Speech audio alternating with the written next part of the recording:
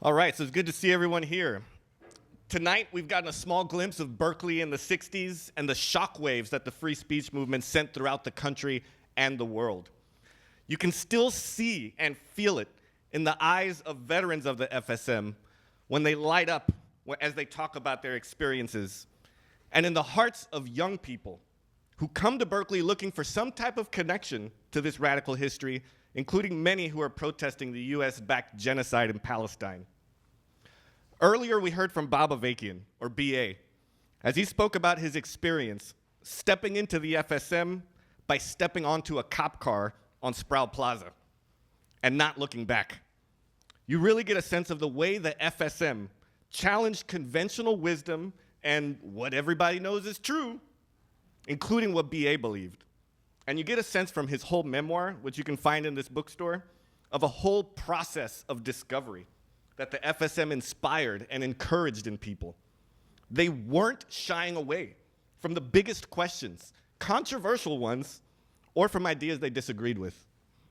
It was characterized by what BA has called a largeness of mind and generosity of spirit, uniting all who could be united in the struggle against injustice. 60 years later, the enduring impact of the FSM can be seen in Bob Avakian's work as a revolutionary leader today, both in terms of content and in terms of the way he carries forward the best qualities of the FSM and the way he approaches people in the larger world with broad arms, but a firm determination to end oppression everywhere. Compare that to how the FSM is being turned into an Orwellian mythology for the likes of UC Berkeley Chancellor Lyons, who can claim to uphold the legacy of the FSM as he unleashes draconian rules against speech, protest, and dissent against students protesting the genocide in Palestine, telling people to shut the fuck up and stay in your lane.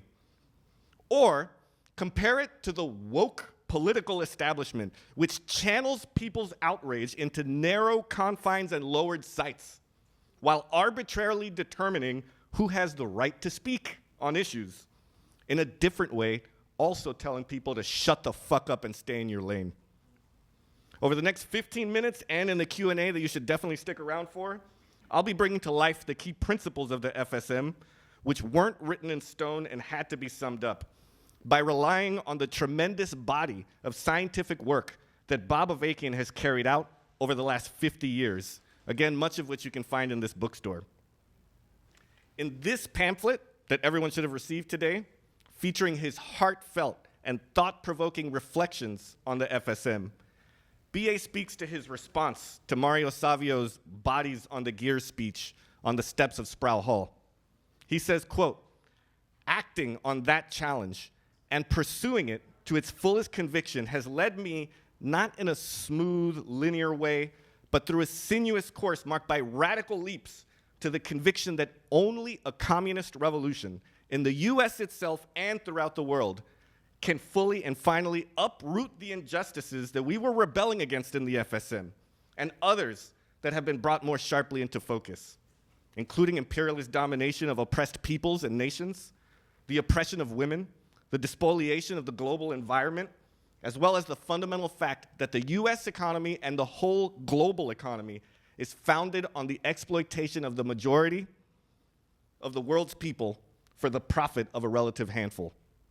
And this conviction has deepened through the years of being engaged in the struggle as a communist revolutionary," end quote. So something that should become clear after this, a glaring irony that you might have missed in the flyer for this event. It's common wisdom in academia and amongst democratic critics that communists can only achieve their goals through brutal suppression of individual rights. Yet, the principles and spirit that are incorporating into the guiding principles of the new communism that Bob Avakian has developed give much fuller expression to dissent, critical thinking, and creativity than any of even the best capitalist democracies or even the previous socialist societies that existed for some time. BA has looked honestly at the experience of socialism, building on the tremendously positive accomplishments of these societies while solving some real problems that existed. This includes breaking with the wrong understanding that truth is dependent on class, background, or commonly identity, or that it's determined by brute strength or might makes right. Instead, he insists that truth comes from all corners and should be determined by objective criteria through the open contestation of ideas. The new communism rejects harmful notions and the practice of revenge and the ends justifying the means. That now it's our turn to be on top. Instead, BA calls on people to be emancipators of humanity, with our means being consistent with our end goal of abolishing all forms of oppression and exploitation. Again, none of even the most liberal capitalist democracies or socialist societies that previously existed come close to the type of society that's made possible with the new communism that BA has developed, which incorporates key lessons from the FSM, which I'll be highlighting in my speech. So let's get into these lessons that can be extracted from the FSM. In his social media dispatch number 80 from @BobAvakianOfficial, which we saw earlier, BA sums up the principles that he draws from the experience of the FSM this way. He says, quote, "The bedrock stand of refusing to go along with injustice and putting yourself on the line to oppose it, without being derailed by the hypocritical maneuvers or shrinking in the face of repressive measures of those wielding unjust power. The largeness of mind and generosity of spirit that leads to uniting all who can be united in the fight against injustice, with the orientation of valuing and encouraging critical thinking, with open-minded debate over the road forward and the biggest questions related to changing the world," end quote. So first, there's the refusal to accept injustice and putting yourself on the line to oppose it. In 1964, this meant standing up against the university administrators who sought to silence political dissent against racism. As Waldo Martin illustrated for us earlier, there was a broader black freedom struggle that the FSM was a part of. The university didn't allow students to organize for civil rights or against the war in Vietnam on campus. And the students refused to accept these rules. You can see and feel the parallels today, not just in UC Berkeley, but at UCLA, Columbia, and so many colleges and universities throughout the country that faced repression against pro-Palestinian protests. Another principle is courageous and critical thinking. The FSM was known for its biting satire and fearless critique of those in power. BA, both then and now, has always championed the need for critical thinking. It's not enough to be against something. We have to ask the big questions. Why does injustice persist? What kind of system allows it to thrive? And what will it take to change it? He does this all with a poetic spirit and a lot of humor. Finally, in dispatch number 80, BA emphasizes the principles of largeness of mind and generosity of spirit that leads to uniting all who can be united in the fight against injustice. The FSM drew together students from different backgrounds, united by their opposition to the administration's repressive policies. It gave room for people to voice their disagreements and walk through their differences in a process of discovery that was grounded in the larger struggle against injustice. Think about how even though most of the leaders of the FSM were opposed to the Vietnam War, there was still room for BA to be unsure about that, and encouragement to look into these questions and make up his mind over the facts. And then he did the work to determine those facts and act on them. There was an ability at the time to look for the truth and debate things openly, uniting all who could be united with an openness to engage with those who disagreed. 60 years later, not only are the authorities clamping down on protest and speech, but in many of the activist circles and in the whole vibe on campus and society broadly, there is a narrow and sectarian political atmosphere where far too many people are willing to distort the truth for political advantage and to shut down opposing views. This includes woke posers who claim to stand against injustice but refuse to talk about anything beyond capitalism, refusing to even look at what BA has to say because he's an old white man and doesn't have the right to speak. Among them, a small chorus of opportunists who parrot the played-out anti-communist trope that Bob Avakian and the RevComs are a cult. But communists have also been guilty of this type of distortion of truth and restrictions on speech, which Bob Avakian has called out in his work. But let's be clear, it's everyone's right and responsibility to learn, speak, and act on the truth, especially on questions of life or death for humanity. In his reflections for the FSM, BA brings to life the goal that us RevComs so passionately fight for.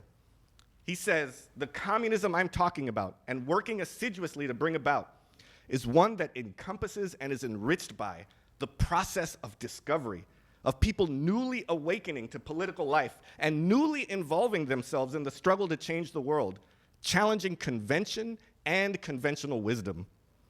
It's a communism that as a movement and as the future society not only makes room for, but gives the fullest expression to the kind of idealism that was a defining quality of the FSM, as given voice so eloquently in that speech by Mario Savio.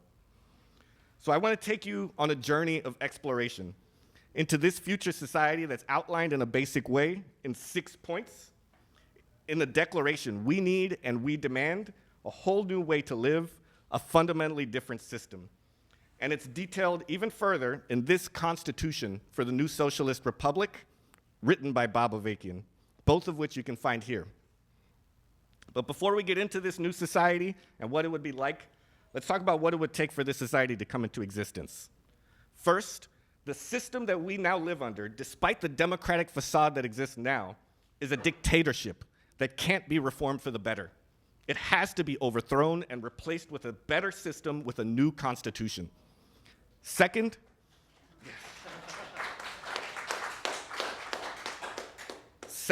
there is a strategy to do this, a way that thousands can lead millions to actually win.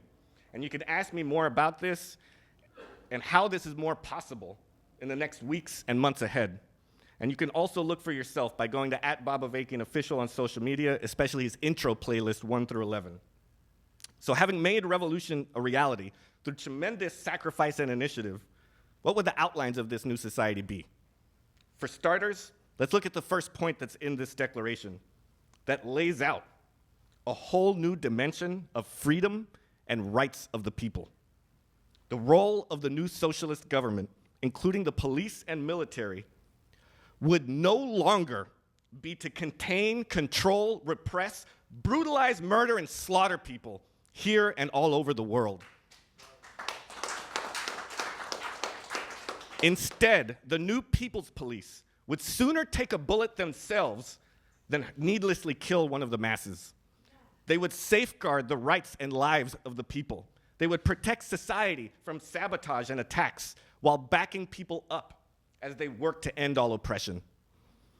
In this new socialist society, people won't just be allowed, but they'll be encouraged and given the means to express themselves politically, to protest, to write, to criticize officials, to strike, and to express themselves freely through artistic and other means. This would be a society grounded in the goal of ending all oppression and exploitation, challenging all of the social and political norms that go along with it. A society with an educational system and a general vibe and ethos that enables people to pursue the truth wherever it leads, with a spirit of critical thinking and scientific curiosity, learning about the world in order to meet the most fundamental needs of people throughout the world while protecting the diverse ecosystems of the planet. There's more to this declaration and a lot more to this Constitution, which it summarizes, that I won't get into in my speech.